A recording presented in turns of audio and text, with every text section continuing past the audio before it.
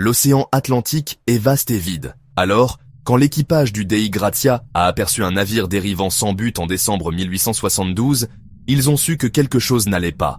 Le navire était le Mary Celeste, les voiles hissées mais battantes, aucun signal de détresse, aucun dommage visible, juste le silence.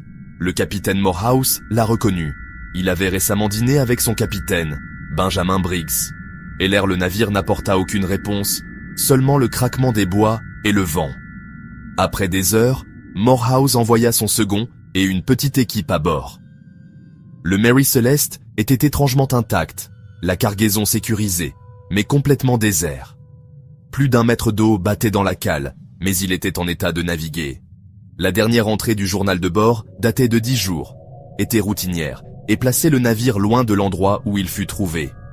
Aucun signe de lutte, aucun indice sur le sort des 10 personnes qui avaient disparu. Le Mary Celeste devint une légende. Un navire fantôme à la dérive, ses secrets bien gardés. Qu'est-ce qui aurait pu pousser un équipage entier à disparaître sans laisser de traces? Pour comprendre le mystère, nous devons connaître les personnes perdues. Le capitaine Benjamin Briggs était expérimenté, respecté, et avait emmené son épouse Sarah et sa jeune fille Sophia lors de ce voyage de routine vers l'Italie. L'équipage, 7 marins aguerris, dont le second Albert Richardson, tous triés sur le volet pour leur fiabilité. Le Mary Celeste quitta New York en novembre 1872.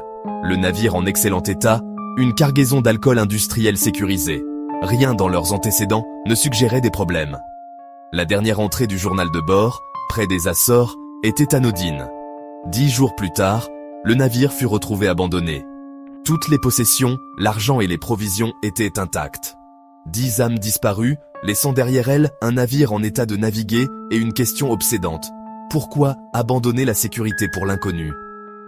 L'ordinaire devint extraordinaire, et l'équipage du Mary Celeste entra dans la légende. Que s'est-il passé pendant ces jours perdus en mer? La scène à bord était un paradoxe. Ordre et chaos côte à côte. Les effets personnels étaient soigneusement rangés, les jouets d'enfants laissés comme si le jeu venait de se terminer. Pourtant, le canot de sauvetage, le sextant et le chronomètre manquaient, signe d'une évacuation délibérée. Étrangement, l'équipage avait laissé derrière lui les vêtements de mauvais temps et les objets de valeur, des objets vitaux pour la survie. 9 fûts d'alcool, faits de chêne rouge poreux, étaient-ce vides? Les vapeurs ont-elles provoqué la panique? Mais il n'y avait pas d'incendie, et la trappe principale était scellée. La dernière entrée du journal de bord notait un temps agité, mais rien de catastrophique. Tout suggérait un événement soudain et terrifiant qui força l'équipage à abandonner le navire. Pourquoi choisir un canot de sauvetage fragile plutôt qu'un navire robuste? Les contradictions ne firent qu'épaissir le mystère. Les enquêteurs ont proposé de nombreuses théories, une rafale soudaine ou une vague scélérate aurait pu remplir la cale, faisant craindre à l'équipage que le navire ne coule. Peut-être que l'alcool qui fuyait a libéré des vapeurs, provoquant une évacuation temporaire. Puis le désastre a frappé lorsque le canot de sauvetage a dérivé. Des pirates? Peu probable.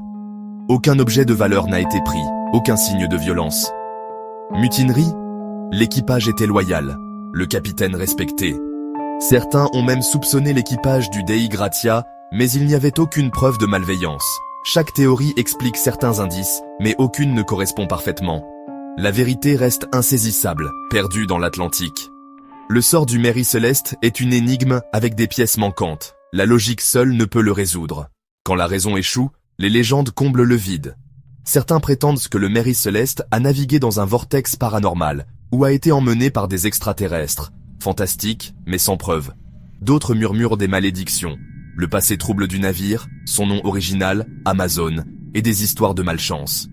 Monstres marins, esprits anciens, et la colère des profondeurs ont tous été blâmés. En réalité, le Mary Celeste a été renfloué, a navigué pendant des années, et a finalement fait naufrage en 1885. Pourtant, son mystère lui a survécu, inspirant des histoires et des spéculations pendant des générations.